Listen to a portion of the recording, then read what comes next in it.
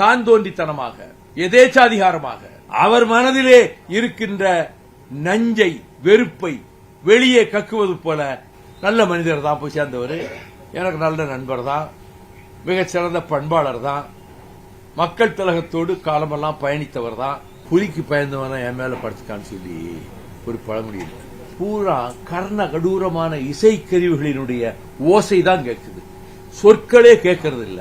எனக்கு உடம்புக்கு முடியாம போகும் நான் கண்டனா உருண்டுகிட்டு போயாவது மதுரை சேர்ந்துருவே தவிர என் பயணம் நிக்காது. இந்த 4 வயலு கோயம்புத்தூர்ல ஒரு பொண்ணை கொண்டு போய் நாசம் பண்ணாங்களே, 4 பேர் ட்ரக்ஸ் அடிச்சிருக்கான். சமீபத்தில் மதுரை திருப்பரங்குன்றம் கார்த்திகை தீபம் ஏற்றுறதுல பிரச்சனை வந்தது. அதில் மத நல்லிணக்கத்துக்கு எதிராக மதுரை ஹைகோர்ட்டு ஒரு தீர்ப்பு சொல்லியிருந்தாங்க. அந்த தீர்ப்பை பற்றி மதுரை ஹைகோர்ட்டோட நீதிபதியை வெளுத்து வாங்கினாரு செய்தியாளர் சந்திப்பில் பேசின வைகோ அவர்கள். தான் தோன்றித்தனமாக, எதேச்சாதிகாரமாக அவர் மனதிலே இருக்கின்ற நஞ்சை, வெறுப்பை வெளியே கக்குவது போல இந்த தீர்ப்பை கொடுத்தாரு. இத்தனை மணிக்குள்ள குழி ஏத்தலன்னா, விளக்கு ஏத்தலன்னா அதற்கு பிறகு விபரீதமான விளைவு வரும் சொல்லி மிரட்டினாரு. சரி, அடுத்து 2 பேர் ஜட்ஜஸ் பெஞ்சுக்கு போச்சு.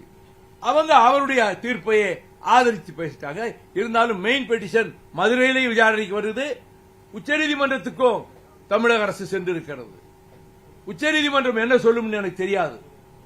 மொத்தத்தில் நீதித்துறையிலும் மதவாத வெறி ஆங்காங்கு மேலோங்கி வருவதை எண்ணி நான் மிகவும் கவலைப்படுகிறேன். அது மட்டும் இல்லாம விஜயோட டிவிகே கட்சியில சேர்ந்த செங்கோட்டையனை பத்தியும் அவர் சேர்ந்த தாவேக்காவை பத்தியும் கிழிச்சி தொங்க விட்டாரு. புதிய அரசியல் சூழ்நிலையை சிலர் மனதிலே கருதி இது ஓட்டலா இப்படி போயிருமோ, இவரெல்லாம் போய் சேர்ந்துட்டாரு, நல்ல மனிதர் தான் போய் சேர்ந்தவர், எனக்கு நல்ல நண்பர் தான், மிகச்சிறந்த பண்பாளர் தான், மக்கள் திலகத்தோடு காலமெல்லாம் பயணித்தவர் தான், அவர் ரொம்ப எந்த குற்றச்சாட்டுக்கும் ஆளாகாதவர் தான். ஆனால் எந்த இயக்கத்தை அவர் கட்டி வளர்த்தாரோ அதிலிருந்து வெளியேறி புதிய அமைப்பு போய் சேர்ந்திருக்கிறார். நான் எந்த விமர்சனம் செய்ய விரும்பவில்லை. ஆனால் நாங்கள் தான் ஆட்சி அமைப்போம் என்றும் அடுத்து நாங்கள் தான் என்றும் புதிதாக புறப்பட்டு வந்தவர்.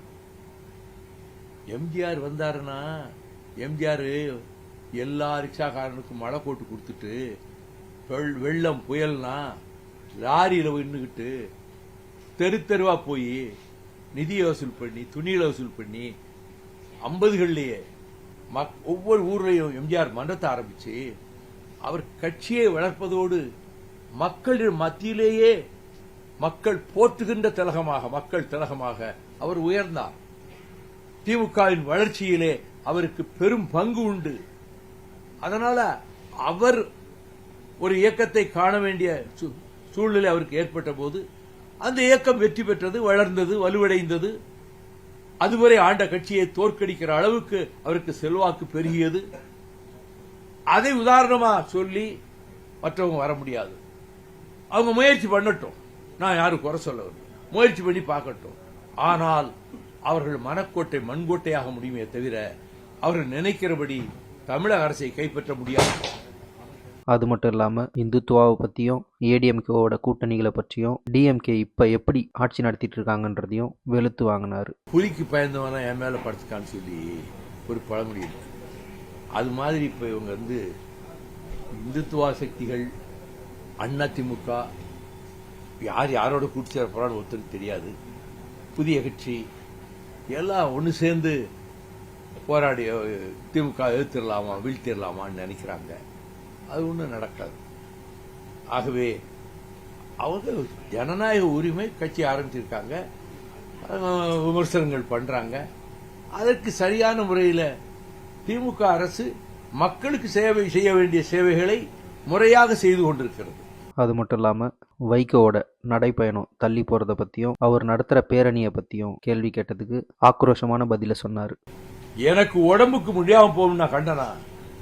நான் 6 மாசமா எனக்கு உடம்பு சரியில்லை. 6 மாதத்துக்கு முன்னால போக வேண்டியது தள்ளிட்டே போயிடுச்சு. கொரோனாவில் பாதிக்கப்பட்டேன், அதுல 1 வருஷம் போயிடுச்சு. பிறகு உடல்நலம் இல்லாமல் அப்போலோ ஹாஸ்பிட்டலுக்கு போனேன், அதுல ஒரு 2 மாசம் போயிடுச்சு. இல்லாட்டி 1 வருஷத்துக்கு முன்னாடி நடத்த வேண்டியது இப்ப பிந்தி போகுது.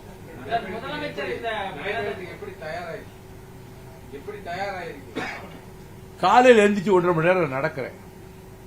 அது ஒரு 1.5 மணி நேரம் நடக்கிறத 3 மணி நேரம் ஆக்கணும். அது ஒரு 4-5 நாள் தொடர்ந்து நடந்துட்டா காலில் கொப்பளம் வராது.